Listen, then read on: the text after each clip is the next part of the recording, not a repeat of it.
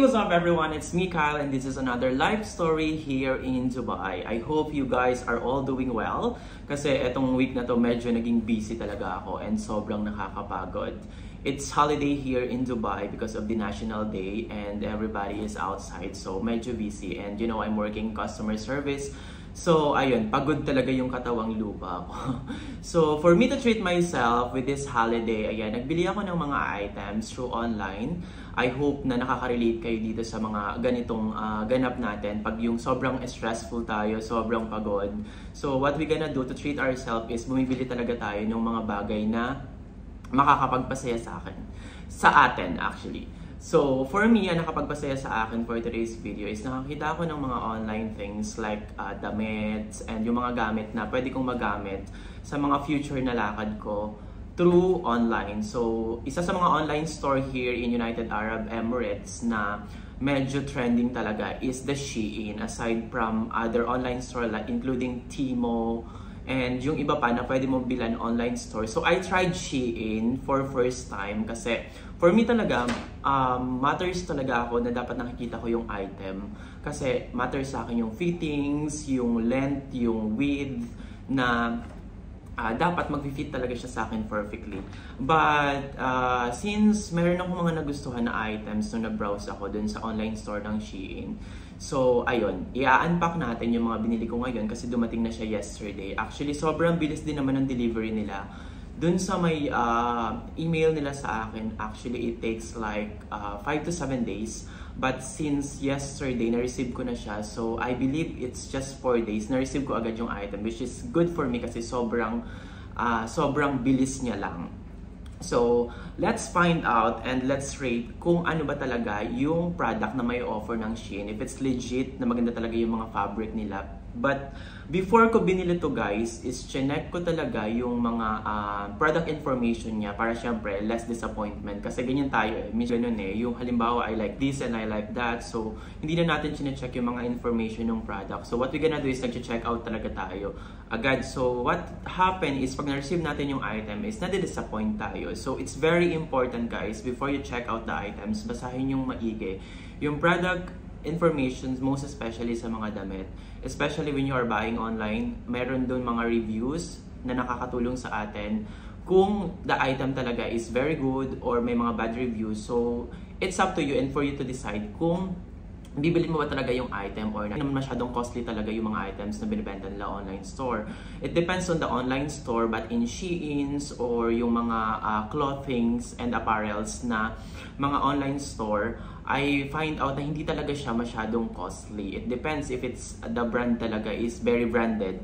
Pero kung halimbawa mga common lang na fashion clothes or fashion items na makikita mo online is hindi naman talaga siya ganun ka-costly. It's very affordable, which is very practical na ngayon. Kasi for me, I don't know if you are the same.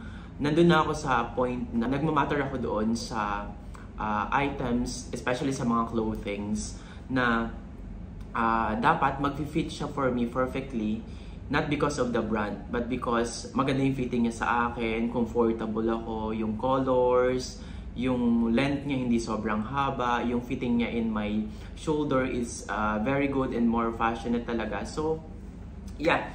So, it's very important na mag-check tayo palagi ng product information para less disappointment. And so, wag na natin patagalin guys. Let's start to unpack yung mga item na binili ko online. So, there you go. Nilagay ko lang siya sa malaking paper bag kasi dineliver siya sa work ko. 2 hours later. So, lumipat ako ng konti guys. Nag-move ako ng konti dun sa may pinag-filman ko kasi it would be better siguro kung may papakita ko siya sa inyo na susuotin ko yung items para in the future kung gusto nyo orderin or gusto nyo rin yung items na to is makapag-order kayo. So, there you go. Ganito siya. Kung siya na-receive, nakapak. So, it's from Shein. So, let's start it. So, ayun. Dineliver pala siya sa akin ng GNT. Actually, it's my first time din na meron palang GNT here in Dubai. I thought sa Pilipinas lang. Pero sa Pilipinas, meron ding Shein talaga guys. Kaso, I'm not sure if the item is the same. Kasi dito sa UAE, and the last time nung nagbakasyon ako, chinek ko yung mga items from dun sa Philippines is iba yung mga item talaga na nakita ko compare dito sa UAE. I think dito sa UAE is mas maganda yung mga items na pinopromote ng Shein. So let's start with this one. So isa talaga to sa mga nagustuhan ko na tops kasi magagamit ko din siya dito kasi dito guys sa Dubai is winter season na, so medyo malamig na. But I'm wearing sandals, so nasa bahay lang naman ako. And pag maaga naman talaga is hindi naman masyado malamig. Mainit pa actually sa labas kaya maliwanag siya. So it's from Dazi. Ayan, ito siya. And ito yung packaging niya, sobrang ganda din. Oh! So there you go guys. Ito yung isang tops na order ko. I think medyo malaki siya. Here. So ito siya. I'm not sure kung paano ko siya suotin. But it's very cool and medyo loose fit lang siya. I'm gonna try it para makita nyo guys yung items na in-order ko. I think it's so cool. Sobrang ganda ng fabric niya. Ito yung fabric niya actually. Ayan siya. Hindi siya masyadong makapal. Hindi rin siya masyadong manipit. It's knits. So let's try it. Actually, itong size ko na to is small lang siya. Pero medyo oversized yung damit. But ito guys, kung nakikita niya, sobrang ganda.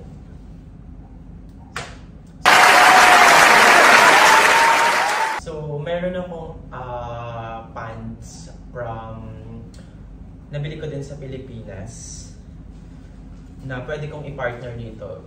Meron akong beige and black na pwede kong i-partner dito. So, ang ganda, i-rate ko to ng 10 out of 10. Sige.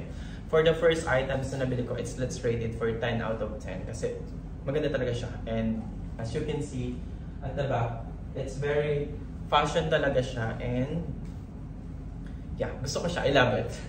So, let's try the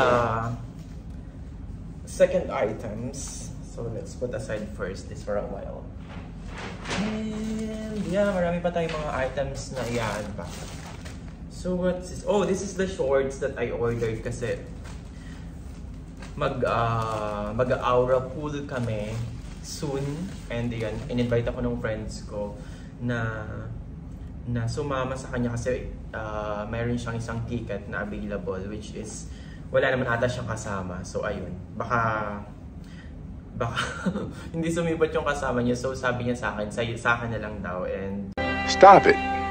Get some help. Yeah, so syempre, sino ba naman ako para tumanggi? Aura Pool, it's 360 pool na naka-view siya dun sa The Fall ng Dubai. And I'm gonna vlog it. Mag-iba-vlog ko din siya after namin punta doon. So stay put lang kayo guys and wait for it. So this is the shorts na nabili ko. Sobrang ganda niya, see? Hindi siya cotton, it's polyester.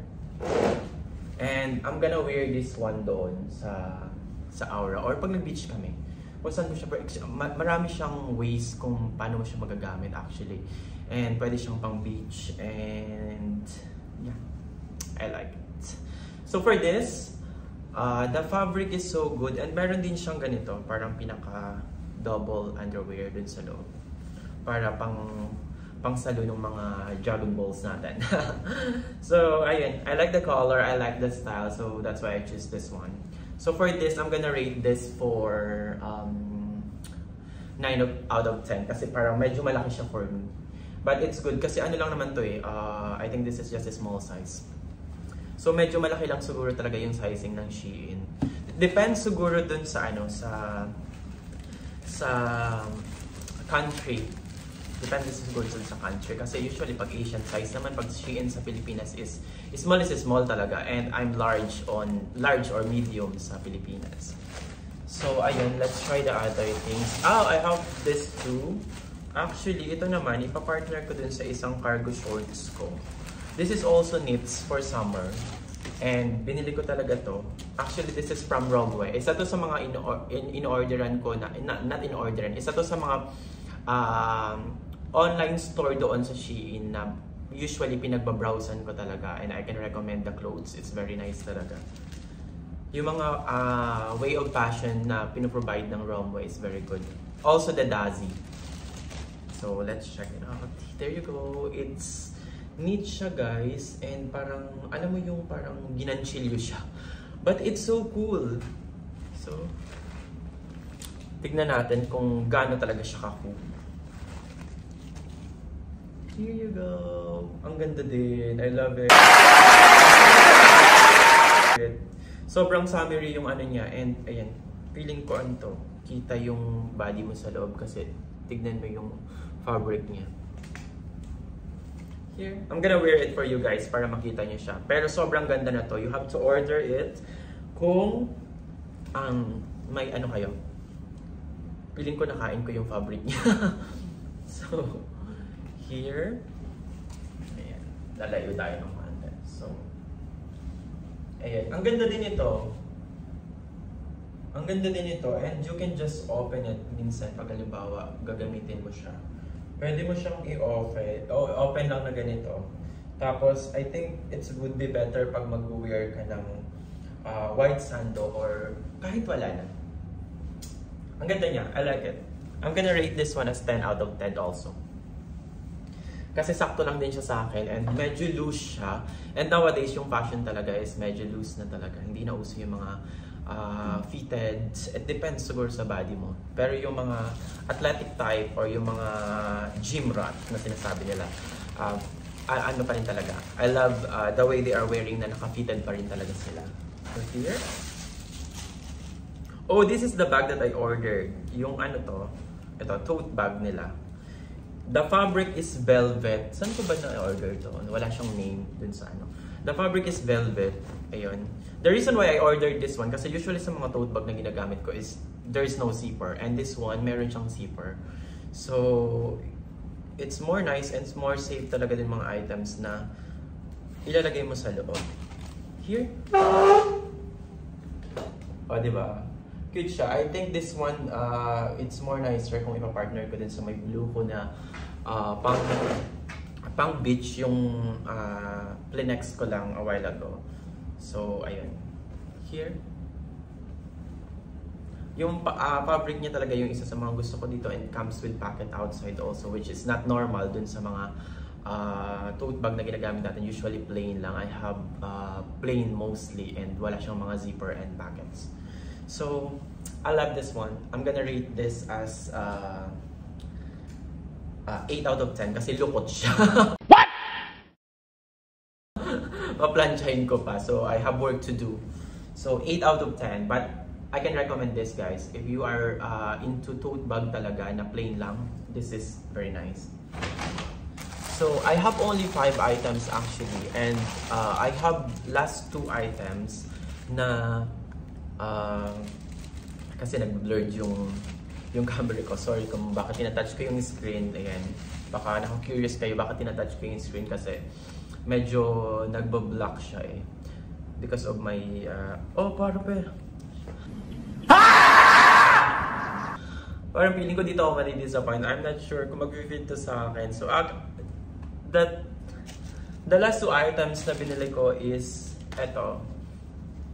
I'm gonna wear this one on ayun, pag nag-swimming kami.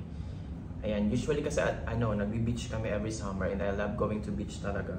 And here in Dubai talaga is nagsusuot talaga tayo ng mga yung the usual talaga na pang summer. Kung summer ano talaga yan, tanks talaga, swimsuit, ganon. Unlike sa Pilipinas na usually naka-shorts lang tayo. But it depends on the person pa din naman. But for me, when I'm going out to the beach, I prepare talaga nagsusuot ng trunks. So here, it's so cute. Hindi ko nasusukatin kasi parang feeling ko medyo malaki siya for me. Damn! And yeah, but it's so nice, the design, the details, tignan nyo naman. Pero yung fabric niya guys, medyo manipis siya. And it's polyester kasi, so I'm expecting it. So by the way guys, I'm very familiar din sa mga fabric kasi I'm working in apparels then in fashion. So I'm very familiar din sa mga fabric na mga ginagamit nila. So for this, if you really want to buy this one, this is a polyester, it's a stretchable. Very stretchable siya. Ayun, hindi naman siya masyadong amoy goma. But I think it's malaki to sa akin eh. Feeling ko malaki to sa akin. I'm gonna try it after end this video kasi I really love this design kaya ko siya binorder. But I think malaki siya sa akin. So the last one, and the last one is this one. I wish I ordered a correct size. Kasi dyan, I think dun sa may stripe na trunks, ang in-order ko is medium kasi hindi ako sure eh. But for this, I think it's the same, or maybe this is just a smaller. I love this one. You see the designs and the details. Sobrang ganda niya and I love it. Feeling ko ito yung mas mag-fit sa akin kasi yung cut niya is hindi masyadong malaki. And ang feeling ko malaki talaga siya sa akin. I'm not sure kung magkakasya. So, yeah. Hindi siya makuha ng camera ko kasi sumusunod siya sa akin eh. So, there you go guys, this is the last item that I ordered. Actually, mostly naman sa mga items na na-order ko is maganda siya. And I can recommend it. Actually, with these two trunks na nabili ko, it's 8 out of 10. Actually, maganda siya guys. The fabric, the designs, the details is, I really love it. It's just that feeling ko malaki siya sa akin, so it's my fault. So it's my fault then. So it's very important talaga na alam natin yung sizes natin. Actually, as per the details naman sa product information nila, it's written din naman, and written din naman yung mga sizes nila. So if you are may tiyaga ka na mag-measure ng mga waist and everything on you, makukuha mo talaga yung perfect size. So for these things, hindi talaga siya fit sa akin. Feeling ko malaki to. Feeling ko malaki siya sa akin or medyo maluwag. Feeling ko lalabas yung balls ko dito. Nice. But anyway, for sure, siguro magpapataba ako para magamit ko to. And yeah, I'm gonna keep it for a while kung di siya mag-fit sa akin. So that's it.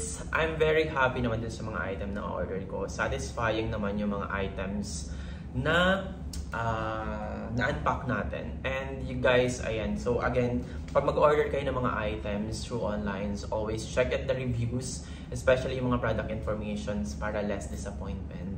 So again guys, thank you so much and I hope you support my channel. Hindi ka pa nakapag-subscribe sa aking channel, don't forget to click subscribe and ring the bell para updated ka on my next video. Again, thank you so much for watching and see you on my next vlog. Bye-bye!